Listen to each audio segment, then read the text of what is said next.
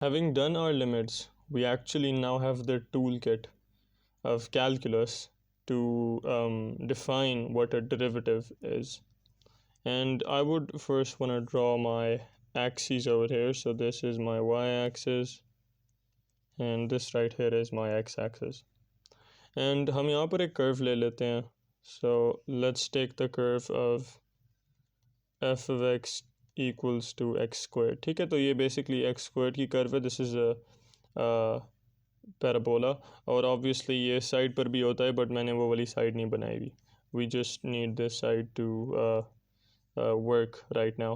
And what we're gonna do is हम basically हमें पता है कि हमने अगर इस curve के ऊपर कोई भी point का slope find करना है, तो let's say मैंने इस point के ऊपर slope find करना है या इस पॉइंट के ऊपर स्लोप फाइंड करना है या इस पॉइंट के ऊपर स्लोप फाइंड करना है, तो हमें पता है कि हम नहीं फाइंड कर सकते किसी भी पॉइंट के ऊपर का स्लोप, क्योंकि जो कर्व है उसका स्लोप हर पॉइंट के ऊपर चेंज हो रहा होता है.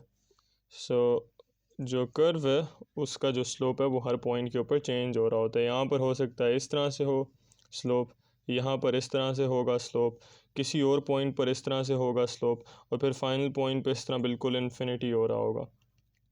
तो स्लोप एग्जैक्टली हर जगह के ऊपर डिफरेंट होता है and we can not just use our equation for slope y2 minus y1 over x2 minus x1. तो well how do we find the slope then? अगर हमें एक पॉइंट के ऊपर का स्लोप चाहिए तो हम उस पॉइंट के ऊपर का स्लोप कैसे फाइंड कर लें? एंड सबसे पहले तो आपको ये बात याद आनी चाहिए from your high school coordinate geometry या एनालिटिक ज्योमेट्री क्लासेस से कि जो कर्व होता है ना, अगर उस पॉइंट पर आप उसका टेंजेंट बना लो, this right here is a tangent, जो उस एक लाइन बेसिकली जो उस कर्व को उसी पॉइंट के ऊपर टच कर रही हो, तो इस टेंजेंट का जो स्लोप होएगा ना वो इस पॉइंट का भी स्लोप होएगा इस कर्व के ऊपर. ठीक है, तो basically you need to keep this tiny piece of information in your mind. तो लेट्स सपोज मेरे पास एक पॉइंट है, let's call this point x, let's call this point x1, या let's call this point x1. और मैंने क्या करना है, मैंने बेसिकली x1 के ऊपर स्लोप फाइंड करना है and actually let's call this our f of x. तो ये मेरे पास एक पॉइंट है x1, ठीक है, x1, और मैंने इसके ऊपर स्लोप फाइंड करना है कि यार मुझे पता चल जाए कि ये जब x1 है तो मेरे पास यहाँ पर इस पॉइंट के ऊपर जो स्लोप बनेगा उसकी क्या वैल्यू होएगी. That's what I am trying to find out. And so what I can do, how I would approach this, इसके मैं एक पॉइंट यहाँ पर लगाऊंगा. ठीक है, और एक पॉइंट जब मैं यहाँ कहीं भी बना सकते हैं, आप इधर बना लें, इधर बना लें, इधर बना लें, जिधर आपकी मर्ज़ी हो. आपने एक पॉइंट जो है ना वो एक्स्ट्रा ड्रॉ करना है apart from your x1. Now in दो पॉइंट्स को आपने ना एक लाइन से जॉइन कर देना है. So this line right here, I'm going to use a green line to join both of these points. Okay, so ये हमारे पास एक लाइन आ गई इन दो पॉइंट्स के बीच में से जो पास थ्रू कर रही है. अच्छा, अब here's the plan. ठीक है, हम करेंगे क्या, हम करेंगे ये कि हमने जो अपनी पहली इंट्रोडक्शन टू कैलकुलस वाली वीडियो में देखा था कि what we are trying to do is we are trying to bring this point करीब टू दिस पॉइंट. और उससे क्या होगा कि जैसे जैसे वो ऊपर वाला पॉइंट x1 के करीब आता जाएगा तो स्लोप जो है ना वो पहले ऐसे था, फिर जो स्लोप है ना वो थोड़ा सा ऐसे हो जाएगा, फिर जो स्लोप है वो ऐसे हो जाएगा, फिर ऐसे, और एक पॉइंट आएगा कि वो स्लोप बेसिकली जो है x1 का स्लोप बन जाएगा जब ये वाला पॉइंट एग्जैक्टली x1 के ऊपर आ जाएगा. ठीक है, and I will show you guys how that works.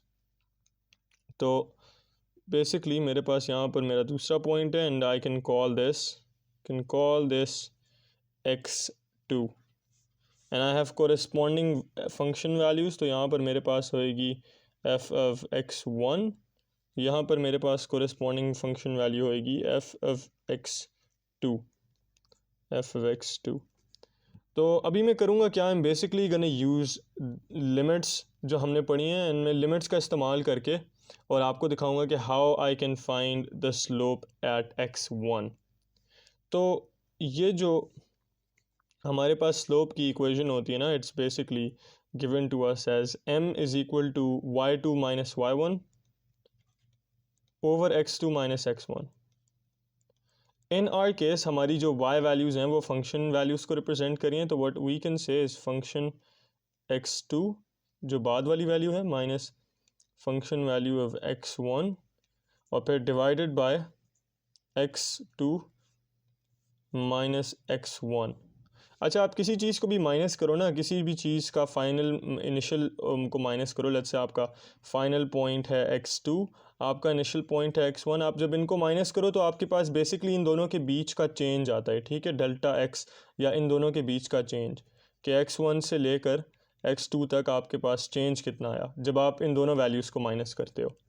तो हम इस चेंज को यहाँ पर लिख लेते हैं, हम इस चेंज को इस तरह लिख लेते हैं कि ये डेल्टा x है।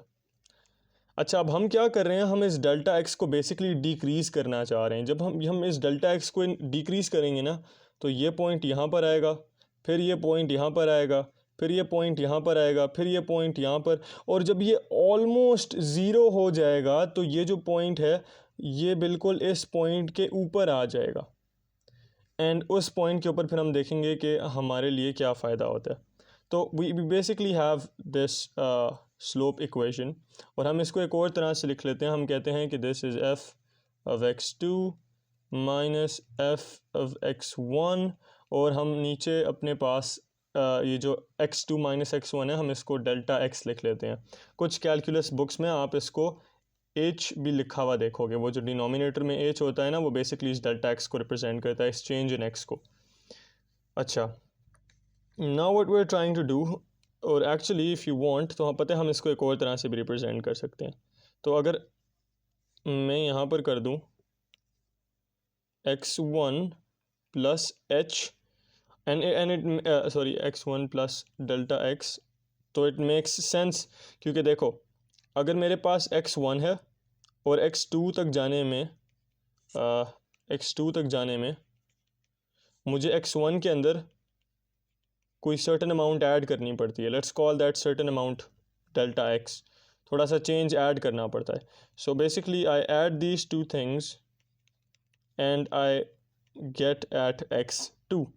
तो इसका मतलब है मैं x2 को बेसिकली इस तरह भी लिख सकता हूँ, ठीक है। I hope that makes sense. तो what I am gonna do is I am gonna write x2 in terms of x1 जो मैंने यहाँ पर लिखा हुआ है, और मैं क्या करूँगा फिर मैं फंक्शन को भी यहाँ पर बजाय x2 लिखने के मैं उसको लिख लूँगा x1 plus delta x। And so हम क्या कर सकते हैं, हम यहाँ पर ये चीज़ है we can kind of change this and write this as x1 plus delta x minus f of x1, और नीचे हम लिख सकते हैं डेल्टा x, ठीक है। सो हमने बेसिकली किया क्या है, हमने x2 को x1 की टर्म्स में रिप्रेजेंट कर दिया, that's all we have done. अच्छा, अब हम करना क्या चाह रहे हैं, हम इस पॉइंट को ना इधर लेके आएंगे, हम डेल्टा x को आहिस्ता आहिस्ता रिड्यूस करेंगे। जब ये पॉइंट इधर आएगा तो ये जो ग्रीन लाइन है ये बेसिकली इस तरह से हो जाएगी, उसके बाद हम इसको और करीब लाएंगे और कम करेंगे डेल्टा x को। अब ये जो लाइन है ना ये इस तरह से हो जाएगी। तो कैन यू सी कि ये लाइन किस तरह जो है ये करीब करीब आ रही है हमारे x1 के, हमारे इनिशियल पॉइंट के किस तरह करीब आ रही है। अब ऑब्वियसली वहाँ बहुत गंद मच रहा है तो you guys cantt C. Actually I am gonna remove a few lines, तो हम क्या करते हैं, हम इमेजिन करते हैं हमने इसको कम कर दिए, बिल्कुल इधर आ गया। So now you're gonna have a line, oops, now you are gonna have a line that looks something like this, and basically आप इसको जब और कम करोगे ना, तो जब डेल्टा x को और कम करोगे तो देखो ये पहले पॉइंट यहाँ पर था, आपके डेल्टा x को कम करने से ये यहाँ पर आ गया। अब जब आप ये आपका डेल्टा x है, ठीक है, ये जो इनके बीच का डिस्टेंस है ये वाला डिस्टेंस, अब जब आप इस डेल्टा x को और रिड्यूस करोगे तो ये और करीब आ जाएगा और फिर ये और करीब आ जाएगा, एंड एक पॉइंट ऐसा आएगा कि ये ऐसे आपको लगेगा कि जो हमारा दूसरा पॉइंट है ये इनफैक्ट x1 के बिल्कुल ऊपर प्लेस हो गया है, लेकिन एक्चुअली प्लेस नहीं हुआ होगा, वो उसके ऑलमोस्ट उसके ऊपर प्लेस हो गया होगा, ठीक है। हमने लिमिट्स में बेसिकली एक ऑलमोस्ट का कॉन्सेप्ट पढ़ा था कि हम किसी चीज़ को बन नहीं जाते, लेकिन हम उस चीज़ के बहुत करीब आ जाते हैं, हम उसको अप्रोच कर लेते हैं। तो बेसिकली जब हम डेल्टा एक्स को बहुत कम करेंगे तो ये जो पॉइंट है ना, ये बेसिकली उठकर इस पॉइंट के ऊपर ऑलमोस्ट आ जाएगा। एंड उसके बाद क्या होएगा कि क्योंकि वो दोनों पॉइंट्स जो हैं वो एक ही पॉइंट बन जाएंगे, ये वाला पॉइंट और ये वाला पॉइंट, ये बेसिकली एक ही पॉइंट बन जाएंगे। तो उसके बाद जब हम उनका स्लोप लेंगे ना, तो हमें एग्जैक्टली इस जगह का स्लोप पता चलेगा। और हमें इसी जगह का तो स्लोप पता लगाना था, क्योंकि हमारा इनिशियल जो मसला था वो यही था कि हमारे पास एक पॉइंट था x1 कर्व के ऊपर, और हम फाइंड करना चाह रहे थे कि उसका स्लोप क्या होगा। तो फिर हमारा मसला तो हल हो जाएगा, क्योंकि अगर ये पॉइंट हमारे पास उठकर एक ऑलमोस्ट इसके ऊपर आ जाता है, तो फिर जब हम इन दो पॉइंट्स का स्लोप फाइंड करेंगे तो it's almost gonna be the same as the slope of this point. So let's do that, let's actually try that out. तो ये हमारे पास शुरू वाली लाइन थी। अच्छा, अब हम इसको ऑलमोस्ट इस पॉइंट को ऑलमोस्ट इस पॉइंट के ऊपर कैसे लाएंगे? Well, this is where we're gonna use our limits। तो हम क्या कहेंगे? हम कहेंगे लिमिट इस पूरी चीज़ की as delta x approaches zero. अब उसे क्या हो रहा है उसे देखो, यहाँ पर हमारे पास कोई डेल्टा एक्स की कुछ वैल्यू होगी। अब उस वैल्यू को थोड़ा सा कम कर दो, ठीक है। सो मैंने उस वैल्यू को उठाकर और थोड़ा सा कम कर दिया, तो डेल्टा एक्स जो है थोड़ा सा कम किया तो वो पॉइंट नीचे आ गया, ठीक है। और ऑब्वियसली फिर फंक्शन वैल्यू भी यहाँ पर बनेगी, ऊपर नहीं बनेगी, थोड़ी सी नीचे हो जाएगी। अब मैंने डेल्टा एक्स को और कम किया, ठीक है। मैं डेल्टा एक्स को और कम कर लेता हूँ। डेल्टा एक्स को मैंने कहा चलो मैं और कम कर लेता हूँ, और कम कर लिया, तो वो पॉइंट उठकर अब यहाँ पर आ गया, ठीक है। अब मैं कहता हूँ मैं इस डेल्टा एक्स को और कम कर लेता हूँ। सो मैंने इस डेल्टा एक्स को और कम कर लिया, और इनफैक्ट मैं इस डेल्टा एक्स को ज़ीरो कर रहा हूँ। मैं इसको बिल्कुल, मैं इन दोनों के जो बीच का डिस्टेंस है ना, मैं उसको ज़ीरो के करीब लाना चाह रहा हूँ। याद रखना, लिमिट्स का मतलब क्या होता है, आप एग्जैक्टली ज़ीरो के ऊपर आ नहीं जाओगे, लेकिन आप ऑलमोस्ट डेल्टा एक्स को ज़ीरो कर दोगे, ऑलमोस्ट, ठीक है। And what that does is when you almost make the delta x zero, तो बिल्कुल ऐसा लगता है कि वो जो ऊपर वाला पॉइंट है ना वो उठकर और यहाँ पर आ गया है। एग्जैक्टली नहीं आया होगा, लेकिन बहुत करीब हो गया होगा, ठीक है। बिल्कुल इतना करीब आ गया होगा, ये वाला पॉइंट उठकर इस पॉइंट के इतने करीब आ गया होगा कि आपको लग ऐसा ही रहा होगा कि ये दोनों पॉइंट्स एक दूसरे के ऊपर प्लेस हुए हैं और आपको एक ही पॉइंट नज़र आ रहा होगा। अब उसका फ़ायदा क्या होता है? उसका फ़ायदा ये होता है कि जब आप ये काम कर लेते हो ना, and then you basically have this single point, and it's remember it's not actually it's not actually a single point, क्योंकि ये x1 और वो जो दूसरा पॉइंट था, उन दोनों के बीच का हमने डिस्टेंस जो है वो ऑलमोस्ट ज़ीरो किया है, 100% ज़ीरो नहीं किया। दैट्स व्हाट लिमिट्स डू, वो ऑलमोस्ट किसी चीज़ के बहुत करीब ले आती हैं। So now what you do is, now you have this point right over here, and याद करो शुरू में आप इसी पॉइंट का ही तो स्लोप फाइंड करना चाह रहे थे। The only difference is now this is not x1, ये इसके साथ यहाँ पर एक बहुत माइन्यूट सा डेल्टा एक्स होएगा, बहुत माइन्यूट सा डेल्टा एक्स होएगा, ठीक है, बहुत पिद्दू सा डेल्टा एक्स होएगा। And there is actually gonna be that point जिसको हम उठा कर वहाँ से यहाँ पर लेकर आए थे। एंड ये सारी स्टोरी हम अपनी लिमिट्स की मदद से कर रहे हैं। And basically the key point और the key take away over here is कि हमारे पास ये एक चीज़ आ जाती है। हम इस चीज़ की मदद से स्लोप फाइंड कर सकते हैं एक कर्व का। ये जो इक्वेशन हमने बनाई है, फॉर्म किया, this is the main takeaway from this video. और ये जो लिमिट है ना, आप इस लिमिट को किसी भी पॉइंट के ऊपर लगाओगे तो आपको उस पॉइंट का स्लोप पता चल जाएगा। तो लेट्स सपोज अगर मैंने यहाँ पर कोई और पॉइंट लेना है, I can erase all of this, ठीक है। लेट्स सपोज मेरे पास वो कर्व यहीं पर बना हुआ है, और फ़र्ज़ करो मैंने इस पॉइंट का स्लोप फाइंड आउट करना है। तो अब उसके आगे भी कोई पॉइंट होएगा, और मैं इसको कह सकता हूँ कि ये मेरे पास कोई पॉइंट है यहाँ पर, ये इसका नाम x2 है, इसका नाम x3 है, और इनके बीच एक डेल्टा x है। और मैं क्या करता हूँ, मैंने बेसिकली इस पॉइंट के ऊपर का स्लोप फाइंड करना है। तो अगेन मैं वही चीज़ करूँगा। देखो मैंने लिमिट फाइंड आउट कर लिया, मैंने एक लिमिट बना लिया बेसिकली, जो मुझे क्या बताती है, जो मुझे कर्व का स्लोप बताती है किसी भी पॉइंट के ऊपर। और अगर मैं इस पॉइंट का स्लोप फाइंड करना चाहूँगा तो मैं उसके आगे एक पॉइंट होएगा, उसको मैं एग्जैक्टली उठाकर और इसके ऊपर ले आऊँगा। और वो काम मैं कैसे करूँ, अब वो काम मुझे हर वक्त करने की ज़रूरत नहीं है। क्योंकि मैंने बेसिकली यहाँ पर एक इक्वेशन बना लिया, एक लिमिट की फॉर्म बना लिया जो मुझे वो काम कर दिया करेगी। सो अब I don't have to think about it all the time कि मैं क्या कर रहा हूँ। I can just use this thing और ये मुझे मेरा आंसर निकाल के दे देगी। So what this right here is, this is basically what a derivative is. This is your d by dx. ये आपको क्या बताता है, ये आपको आपका स्लोप बताता है किसी भी पॉइंट के ऊपर। And the best thing about this is कि ये सिर्फ कर्व्स के ऊपर काम नहीं करता। आपका जो स्लोप फॉर्मूला था ना, वो आपका काम करता था सिर्फ लाइंस के ऊपर। ये जो डेरिवेटिव हमने निकाला है ना, ये कर्व्स और लाइंस दोनों के ऊपर काम करता है। This works on anything.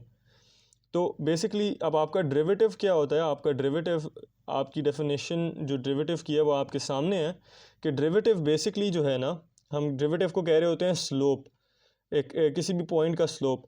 मगर उसकी पूरी स्टोरी क्या है, वो उस पॉइंट का स्लोप तो होता है लेकिन उसके पीछे ये एक पूरी एडेड स्टोरी भी होती है।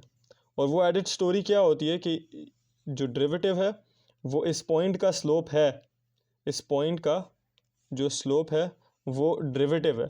लेकिन at the same time added story ये है कि वो डेरिवेटिव आया कैसे है। यहाँ पर हमारे पास एक और पॉइंट था और इन दोनों के बीच हमारे पास एक डेल्टा एक्स था। हमने उस डेल्टा एक्स को रिड्यूस किया, ऑलमोस्ट ज़ीरो के करीब ले आए। और जब ज़ीरो के करीब लाए तो क्या हुआ, बेसिकली ये चीज़ उठकर इसके ऊपर आ गई।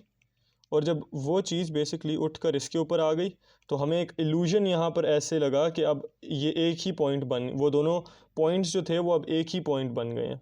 और अब जब हम उन पॉइंट्स का स्लोप फाइंड करेंगे तो बेसिकली इस एक पॉइंट का ही स्लोप आएगा। और हम शुरू में इसी पॉइंट का स्लोप फाइंड आउट करना चाह रहे थे।